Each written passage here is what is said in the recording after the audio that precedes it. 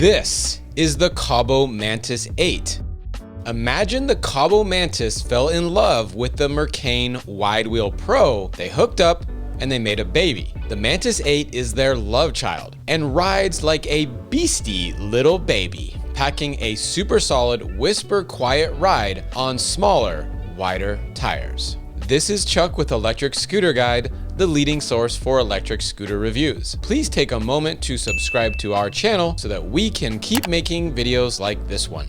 We know the Manti for head whipping power, nimble handling, and the now resolved stem issue. Is the Mini Mantis keeping up with others in its family and others in the performance commuter class? In this review, Paul and I are diving deep into how the newest Baby Mantis performs and how it went from worst to first for stem quality. We'll also hear Ramier's ride report and Trina's take on the Mantis 8 and the surprising reason why it may be her new favorite scooter. Kaabo is a world-recognized brand known for producing serious performance scooters for off-roading and commuting. Enter their newest Manti, the Mantis 8. Kaabo's answer to a lighter weight performance commuter scooter. We're comparing the Mantis 8 against 3 standout scooters in the performance commuter category. The Mantis 8 is reasonably priced in its class at $13.99 MSRP and is currently on sale for less. Follow the links below for current pricing on any of these scooters. The Mantis 8 is not a racing scooter, but has many of the high-quality features we expect from Manti, resulting in a super smooth, nimble ride. The fact that it's not jumping off the starting line is part of its charm, and it's a really comfortable commuter riding at 20 miles per hour. That's what Paul and I figured out. Hey Paul, what is the first thing that you noticed about the Mantis 8? Before I even got on it, I just noticed the wide tires. It's got the 3.1 inch wide tires, and then smaller diameter than the other Mantis. Yeah, 8, right, versus 10. I mean, it feels really different. I love the way the tires grip. I love the sound of the tires, the grip of the tires. The only thing I didn't love was when you're going in a straight line, it just wasn't quite as stable as the other ones. Yeah, you know, I kind of noticed that as well. At slow speeds, it seems like for me, it wanted to really go straight, and I really liked that. But then at higher speeds, it seemed like it just wanted to turn. It wanted to be nimble. For me, the sweet spot is that probably 20 to 22 mile an hour range. The Mantis 10 actually was the opposite of that. I actually at one point took my hands off the handlebars while riding that one because it just felt so stable. It's the plus and minus of those smaller diameter wheels, faster turning, but less stability. Yeah. What did you think about the suspension? For me and for my weight, I was not getting a lot of travel. And so while I could really get a lot of feel and going over bumps was pretty nice, I was feeling a lot of the road. I mean, they said it's the same suspension as the big boy Mantis, as the Mantis 10.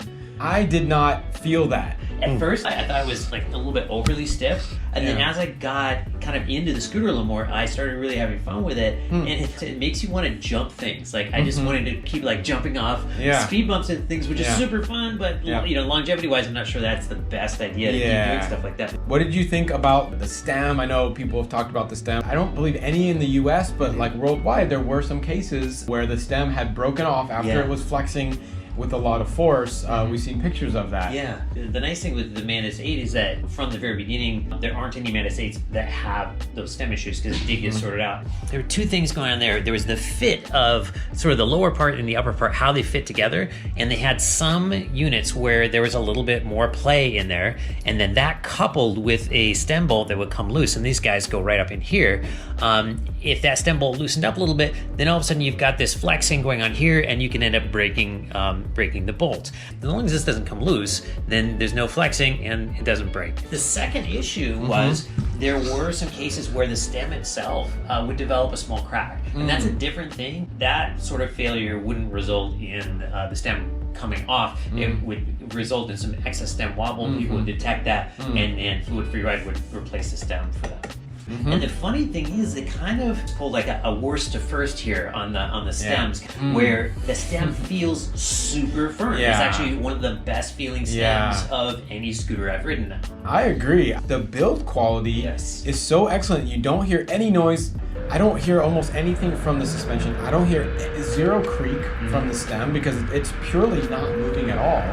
And even the brakes, I don't really get any noise from the brakes. And I actually feel good about the scooter as far as the reliability factor, just because, you know, things sound and feel correct on it. Now we had a question, he had a really good question, which is about suspension adjustments. And so I looked around a little research, and it turns out that while it is technically possible to change the preload on these springs, the thing is I would be inclined to actually take a little bit of that out. I don't recommend it because if you start backing that bolt out, at some point the spring releases and you cause yourself some problems. So functionally, I would say no, it is not an adjustable suspension. It's not covered in the manual, and it's not technically recommended. Something else that folks pointed out was there's a little bit of a manta ray feel going on here with the deck rubber. Is it pulls up on the sides? Yeah. It's the kind of thing that feels like a defect, but I did notice that when I wanted to check one of the connections inside to make sure that it was good, there's actually a reason that these pull up right here. You've got screws here and here, and then you've got screws down the side of the cover here. And what this does is they've glued it in the middle to allow you actually to get to these screws in case you ever need to get in there and, you know, check your connection. If you never ever gonna get underneath, I guess you could just glue it down. Yeah, you could take some rubber cement, contact cement, Yeah. and stick that in there, and it'll actually stick down and peel up again. Okay. If you want to do something like that. The Mantis 8 goes a good distance, making it a strong commuter, but with roughly half the cruiser's Herculean range. The Kaabo Mantis 8 has the second fastest top speed, but takes the longest to get there. The Mantis 8 has super smooth acceleration, but is the slowest off the start line. From 0 to 15, the Mantis 8 takes almost 5 seconds, a full second and a half longer than the competitors. It goes up to 25 miles per hour, but it takes nearly 5 seconds longer than all the others. While the 8 does not have fast acceleration, that could actually be a huge benefit for some riders. The Mantis 8 is an able hill climber, but remains 2 to 4 seconds behind all competitors making the climb. The Mantis 8 has excellent braking with dual disc brakes and wide tires, and has the shortest braking distance of the group. For portability, I think the scooter weighs 50 pounds. I've always said 45 pounds is my kind of max. However, you know, these things change. 45 pounds with a really funky, you know, grip is actually feels heavier. But then you get something like this, it's 50 pounds, it actually does lock down. You know, there is this right here, which does allow it to lock in to right there. And what's cool is that when you pick it up, this really fits my hand well. 50 pounds actually feels more like 40 to 45. I don't love folding this. I mean, I know it does have this little latch here to fold it down, which I showed a second ago. I'll show it again. But it's just like this part here, it just, you know, you do have to, you can't just unlatch it and expect it to go up. You actually have to unlatch it and then kind of unscrew each side, right, to get it to come up. You know, it's fine, but it does add an extra, I don't know, 15 seconds to your latch and unlatch process. I don't know about other people, but even, you know, for me, I live upstairs right now, and the office is upstairs, and it's all about stairs. I never fold it unless I have to, because it's just easier to carry without it, and it's just quicker. I think versus other scooters, you're looking at eMove Cruiser, Apollo Explorer, Wide Wheel Pro, right? And they're all heavier than this scooter by 5+ pounds. To me, carrying it up and down, I would rather carry this than any of those scooters by far.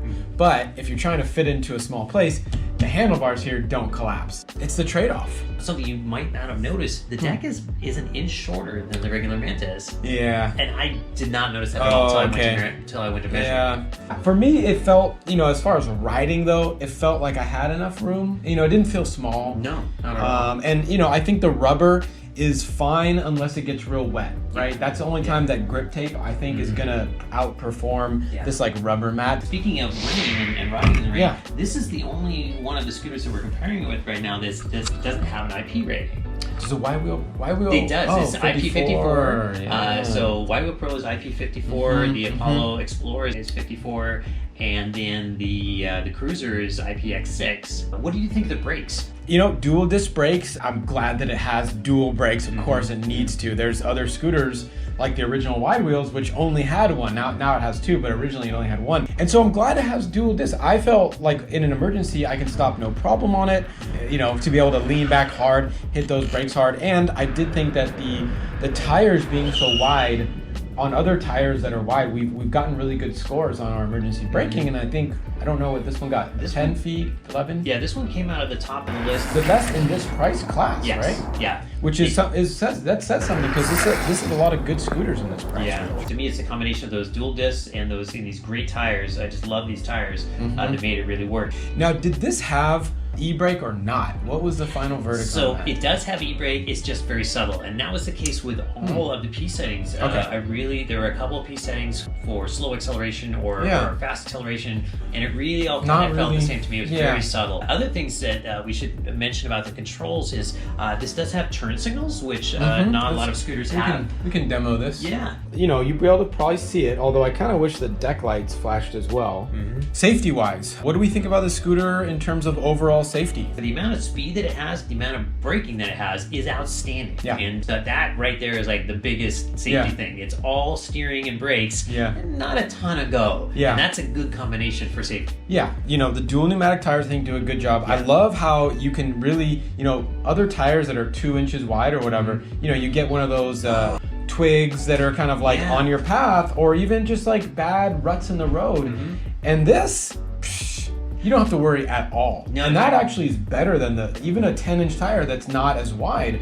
I actually think I feel safe on this. A tall curb, like over 2 inches, you're gonna feel it on this one versus a 10-inch tire for sure. And I think most of the other scooters like the Explorer and the Cruiser are both 10 inches. If you're hitting a curb straight on, 10 inches is gonna be better. But for those ruts or for twigs in the road or just like rocks, you're not gonna get thrown as much on this. So in that sense, actually kind of nice and safe for that type of thing. The other things I kind of like about this scooter, it does, I think, have decent lighting. So let's turn that on. So you can probably see right now, you know, it does have front and rear lights, but it also has the underdeck glow. And at nighttime when I'm riding, I actually really like that it has this underglow. It's actually quite bright. It lights up the ground below me, and so cars from any angle can see me, whereas, you know, there are other scooters that just have the stem lighting and a car can only see you from the front. I would still absolutely mount a high mounted, you know, front headlight. Yeah, like you said, really need some more light if you're actually going to navigate around with it. It's crazy that none of these bigger scooters, I think only the wide wheel has a high mounted light up here. And then finally, it does have this bell. So it has a real nice bell here, and it's my favorite, you know, iteration of the purely mechanical bell. These never seem to break, right? They don't get damaged easily. I think that's it. Yeah. All right, Paul, thank you very much. We also had a surprising testimony from Trina, who has a lot to say about the Mantis 8. Of all the scooters that I've ridden at ESG, the Mantis 8 is by far my favorite. I'm not looking for crazy speed or power. I want something reliable and comfortable that I can take to drop off my daughter's homework at school or take for a cruise. 20 miles per hour speed is more than enough for me. I love how smoothly it accelerates, as the rear motor makes it feel like I'm being pushed rather than pulled. By looks, the Mantis 8 is not the scooter I'd usually choose because it's pretty plain and all black. I like some color or flair, especially for a performance level scooter. But the comfortable ride is what really sold the 8 for me. So I guess I shouldn't judge how I'm going to feel about a scooter by its looks. And that's my take, but I'd like to know if it works for big dogs too. Hey everyone, Ramier here with the Electric Scooter Guide. Me and Richie been out here filming the Mantis 8 for a few hours, and I really got a good take on it. I like it. Single motor Mantis, you know, the stem is solid, the suspension is great, but to find out if it's big dog approved, hit up the ESG website. Overall pros include stem redemption, nimble, excellent braking, superb fit and finish. Overall cons include sluggish acceleration and no IP rating. The Mantis 8 has the nimble handling and the now excellent build quality that keeps Kaabo at the top of performance scooters, but it doesn't have arm yanking acceleration like the full-size Manti, and is a little slower than some of the competition. However, it appeals to a lot of riders Like me. that want some speed, range, and the famous Mantis brand without the scary, torquey acceleration. What's your take on the Mantis 8? Let us know in the comments. If you want a more in-depth account of the Mantis 8, join us on the ESG live show for the Mantis 8 deep dive. Want more Manti? Check out our review of the Mantis and Mantis Pro. For a true dual motor scooter in the performance commuter class, check out our review of the Wide Wheel Pro.